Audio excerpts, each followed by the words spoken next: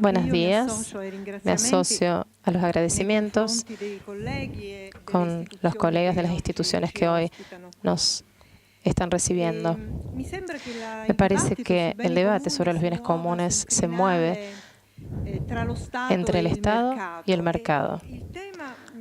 El tema de mi intervención trata de introducirnos en una reflexión que tiene que ver con el pasaje de la aprehensión de los bienes materiales al goce de los bienes inmateriales en función de la realización de derechos humanos primarios. Por motivos de comodidad expositiva, no puedo sino que iniciar refiriéndome a cuánto es importante la realidad del tercer sector en los países de welfare state europeos. Este tercer sector comprende a entes de derecho privado, los cuales realizan valores constitucionales como los de solidaridad, de igualdad sustancial, de ciudadanía activa, valores constitucionales que se refieren a intereses generales, los cuales veremos en qué medida pueden estar con la noción de bien común, de lo que hemos hablado hasta el momento. La experiencia de algunos decenios de políticas de welfare state, conducidas sin dificultad, sobre todo económico, desde el 2007 en particular, año de inicio de la última grave crisis, puso la urgencia de una atención por parte de los legisladores en relación a las realidades de estas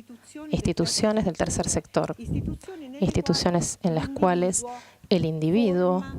forma y desarrolla la propia personalidad, de la cual vamos a decir que estos sujetos jurídicos colectivos, not for profit, conectados por la necesidad de no perseguir un lucro, constituyen una galaxia, una reciente reforma en Italia que del 2017 los define, intenta definirlos como,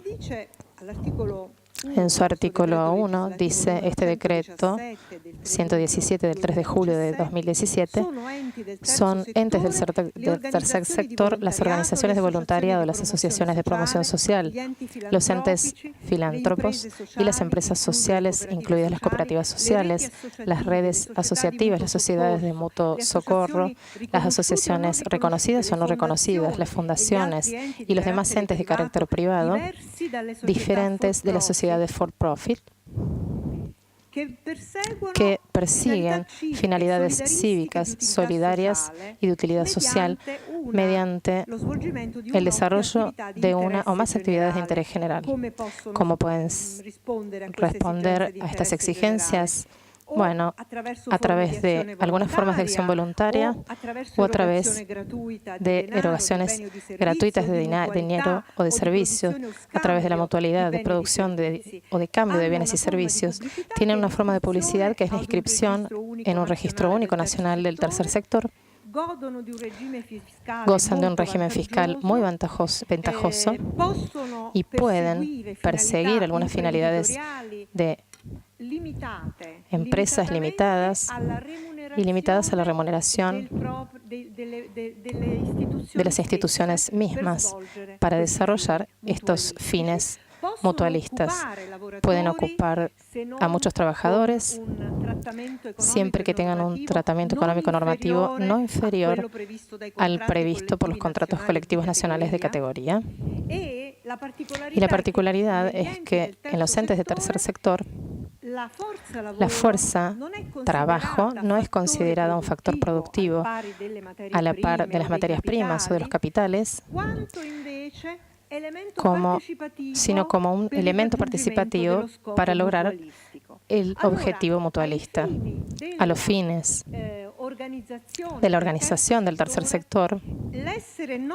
el ser not for profit, es decir, no tener un objetivo o esta distribution constraint, que es típico de las sociedades for profit, no es suficiente, pero tiene que estar acompañado por la presencia de finalidades civiles, solidarias y de utilidad social. Naturalmente, fuera de esta categoría del tercer sector que estoy tratando de delinear, aparecen otras realidades que, siendo no lucrativas, no persiguen esta finalidad que identifica a los entes del tercer sector. Y entiendo referirme a los sindicatos de trabajadores, a las asociaciones de categoría de empresas o económicas, a los partidos políticos, los cuales por una precisa elección legislativa, aún continuando con el desarrollo de actividades de manera privada, es decir, siendo parte del estatuto de las asociaciones de tipo privatista, no entran, no forman parte, no gozan del específico régimen de favores que está previsto por el legislador para el tercer sector. Y aquí quisiera entrar un poco en el debate. Antes les dije que el debate de los bienes comunes me parece que está entre el Estado, performance del Estado, hemos escuchado la experiencia de los colegas chinos, y el mercado,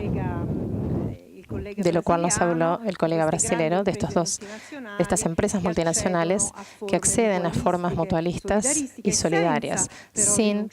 renunciar naturalmente al hecho de ser sociedades for profit. El segmento del tercer sector se presenta en la base entre las políticas del welfare del Estado, el cual se asume la tarea de subir a los ciudadanos de situaciones de salud, de educación, en la formación, en la instrucción, en el derecho de ciudadanía activa, y las políticas del mercado, incluso cuando estas políticas del mercado sean sustentables, porque aunque exista una sustentabilidad ambiental en algunas experiencias, cada vez más, afortunadamente, de las empresas for profit, aún queda este objetivo de la distribution constraint que caracteriza a este sector. El tercer sector es una experiencia muy antigua, pero también es muy nueva, que hoy, según mi opinión, tiene que considerarse dentro de este debate de los commons. ¿Y por qué razón? Parto de la experiencia de mi país, que entra dentro de un modelo de welfare state que es el más avanzado en el mundo, el welfare state europeo. En sus variables actuales de welfare, de learn y todas sus experimentaciones para seguir la exigencia de las poblaciones y de la generalidad de los ciudadanos. El welfare state en los países de Europa meridional fracasó porque las exigencias se transformaron cada vez en exigencias más sofisticadas. Pensemos en los derechos de no discriminación y a los instrumentos para poder actuarlos, no en vía de principios con algunas afirmaciones simplemente, sino concretamente en su efectividad. Y porque la crisis económica de la que les hablaba hace un momento, que se originó en el 2007, más o menos, y que dura hasta nuestros días, incluso si se está tratando de salir de ella. No existieron recursos económicos para poder afrontar este welfare. Piensen que en Grecia, que es el país que en Europa mayormente sufrió por esta crisis económica de los últimos años, en los años de la crisis, las organizaciones tradicionales del welfare se quedaron sin financiamiento público y suplantaron a las asociaciones no profit del tercer sector, que ahora cuentan con un número realmente alto respecto de lo que era antes de la crisis. Por ende, la crisis se se demostró una vez más útil, una ocasión útil para poder cambiar no solo en las metodologías de realización de estas políticas de welfare, sino también una ocasión para poder cambiar culturalmente a un país en el que hoy el desarrollo del tercer sector en Europa, dentro de esta crisis, se transformó en una ocasión para el desarrollo de este tercer sector, para afirmar que las necesidades primarias de los ciudadanos pueden incluso ser objeto de una autoorganización desde las bases, agilizada por formas de incentivación estatal, y que no es el Estado el único sujeto que tiene que responder a estas necesidades, a las necesidades de categorías que están en desventajas, a la pobreza, de la pobreza. La Constitución italiana, en su artículo 118, inciso cuarto, reconoce el derecho de iniciativa social. Y esto es muy importante. Nuestra Constitución, en el 41, en su artículo 41, reconoce la iniciativa económica privada libre, y en el inciso 2 dice que la iniciativa económica privada no puede desarrollarse contra la utilidad social, dando también un valor social a esta iniciativa económica privada misma. Y, por otro lado, afirma que los ciudadanos pueden, de manera organizada, colaborar con la administración pública en todas sus declinaciones, desde el gobierno central o de las autoridades regionales, territoriales y demás, para perseguir y para sostener las necesidades primarias de los individuos. Porque hoy el desarrollo de estas organizaciones del tercer sector nos lo confirman. Probablemente los derechos de igualdad y de solidaridad que están en la base de estas actividades del tercer sector son aún más importantes que el bienestar de una sociedad, que el bienestar económico de una sociedad. Las formas de participación son las que pueden, de alguna manera, determinar una constante en la economía de un país que permita luego, en los momentos de crisis, afrontar estos momentos con la participación de todos y evitar claramente que algunas maniobras especulativas puedan ser utilizadas contra los ciudadanos, el ciudadano medio o perteneciente a las clases sociales más bajas, la crisis misma. Yo diría que el tercer sector es una experiencia sobre la que tenemos que estar muy atentos. Los legisladores hablan sobre la utilidad social y no le agregan a ello las actividades de las redes de voluntariado, que son tan importantes, sobre todo en los momentos de crisis. Garantizan los niveles mínimos esenciales de prestaciones necesarias para la igualdad de los ciudadanos. Les decía que soy muy reticente a utilizar la palabra bien común. Ellos hablan de intereses generales, intereses públicos. Pero hemos dicho que el interés público surge de los brazos o sale de los brazos generosos del Estado para transformarse en un interés que le pertenece directamente al ciudadano. Yo pienso que en esta nueva configuración del interés general, que de público se transforma en algo civil, nosotros podemos también tener este pasaje cultural que sirve a nuestras comunidades avanzadas, de homo económicos a homo empáticos, de lo que nos habla ya Jeremiah Ries en alguno de sus libros sobre el advenimiento de la tecnología. No por casualidad, los estudiosos de relaciones institucionales dicen que los segmentos más importantes de las economías de los países no son los clásicos, sino que son dos: la high-tech, que ya lo hemos visto, las tecnologías que tienen impacto incluso sobre todos los sectores, y el high-touch,